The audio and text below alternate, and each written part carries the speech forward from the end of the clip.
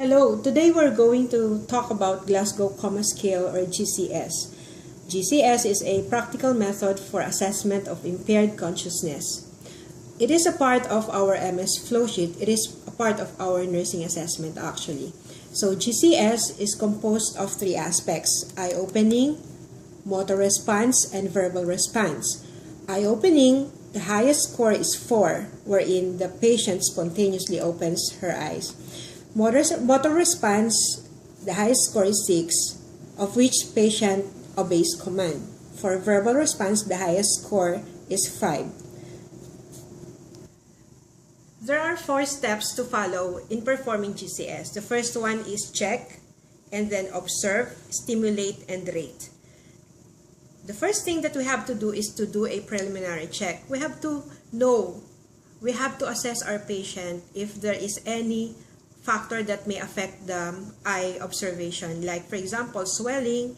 We have to know also if the patient has sedation, paralysis, or any hearing impairment that may affect our GCS observation.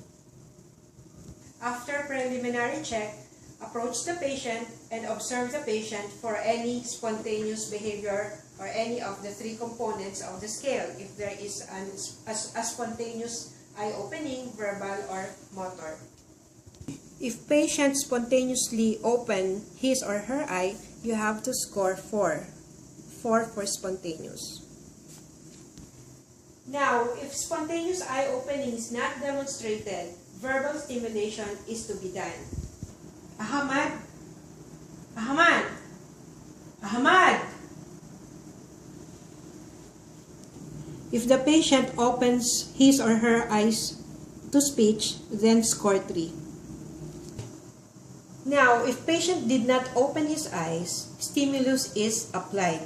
Stimulation started at the low level by pressing the nail tips, and it's applied with increasing intensity for 5 to 10 seconds. If patient opens his eyes, record 2 for eye opening. 2. Now, if he did not open his eyes to pain, record none, or write here number 1.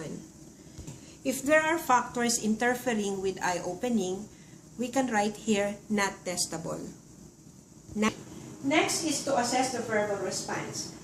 We have to ask the patient to tell you his name, where he is, or what month it is. Ahmad! Yes? Can you state your name, please? My name is Ahmad Al-Gamdi. Do you know where you are? Yes, currently I'm in Urban Hospital. And do you know what month it is or what date is today? The month is November and the year is 2018. Very good. Since Ahmad is oriented times 3, meaning oriented to name per time and place, so we can rate it 5. If during conversation the patient was able to answer in words and phrases but unable to give correct answer, then we will call it confused. Ahmad, can you state your name? My name is Ahmad Abdallah. Do you know where you are? I'm in Serapi Mall right now.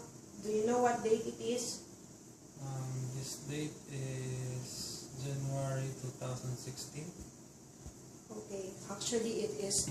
Ahmad is confused, so he did not give the correct answer, so the score is 4. So we have to write 4 here. If he does not talk sensibly, then the score is 3. Ahmad, Yes. Can you state your name, please? I am working in Saudi Arabian Do you Airlines. know what as a time is mechanic. it? Or where are you now? I'm with my family. Since Ahmad does not talk sensibly and can pronounce some words, can say some words, the score is 3. If the patient moans and groans, then the score is 2. Ahmad.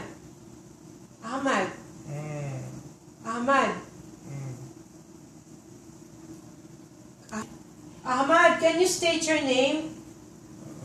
Ahmad, do you know where you are now? Ahmad is just moaning and groaning, so the score is 2. If the patient did not respond at all, then the score is 1 or none. If patient has ET or trach tube, so verbal response will not be tested. Only eye opening and motor response can be tested. For example, eye opening is 4 and motor response is, let's say, 5, localizing.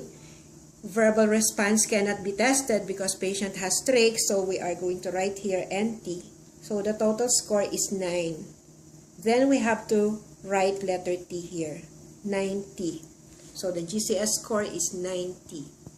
Now, to assess the motor component of the GCS, you have to ask the patient to grasp your hands.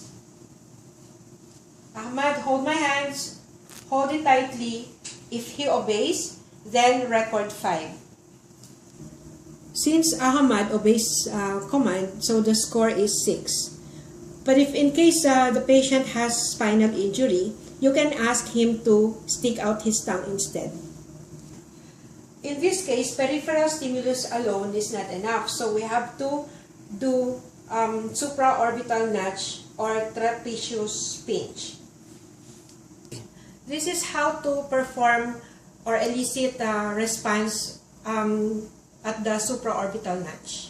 Right? So your hand, place your hand over the forehead, and then with your thumb over the margin of the orbit. So this is the orbit, over the margin of the orbit. Apply pressure with increasing intensity up to 10 seconds until you observe the patient's best response. This should not be used on patients with facial injury adjacent to the supraorbital notch. Remember that. So this is another way of eliciting pain, and this is called trapezius pinch. So we have to pinch the patient here at this part to elicit pain. Now, if the patient moves his hand above the clavicle or collarbone and attempts to remove stimulus away, we call it localizing response, and we have to rate it 5. So, since Ahmad has a localizing response, the score is 5. So, we have to write here 5. Now, if patient raised his hands upward but did not reach the site of stimulus, then we call it normal flexion, and the score is 4.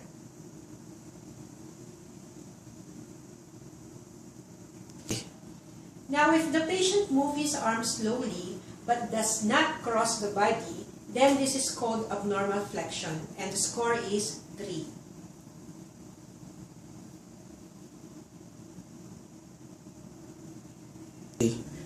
For abnormal flexion, so the score is 3. Now, if patient extends his elbow more than flexing, then we rate it as abnormal extension, and the score is 2.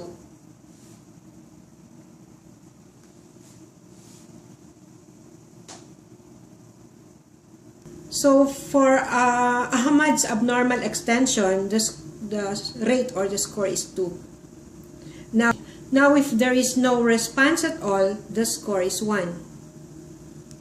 Okay, so now let's do a quick recap. So first, you have to check for factors that may interfere with your assessment, and then you observe the patient for spontaneous eye opening, speech, and movement. And then if necessary, that's the time that you stimulate your patient, first verbally, then physically. So for example, Ahmad opens his eyes to sound, so the score is 3. If he has a normal flexion for motor response, the score is 4. For verbal, if for example he's confused, so it's 4. 4 plus 4, 8 plus 3, 8, 9, 10, 8, 11. Right? 11. So the score is 11.